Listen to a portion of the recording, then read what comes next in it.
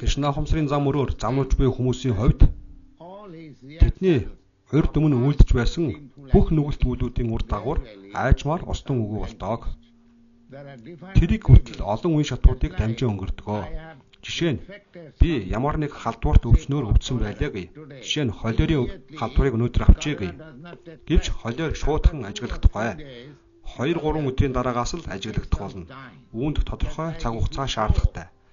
Энэ нь та модны үр суулгалаа гэхэд тэрээр шуудхан л мод болж жимсээ өгчгөнөө гэсэн үг биш. Үүнд тодорхой хугацаа шаардлагатай. Харин бид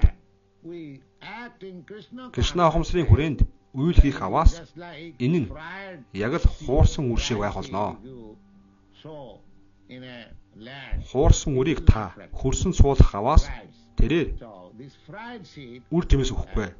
Тэрхүү хуурсан үр буюу бидний үйлүүд нь Кришна ухамсарын галд шарж хуурснаар л бий болж байгаа хэрэг үлээ.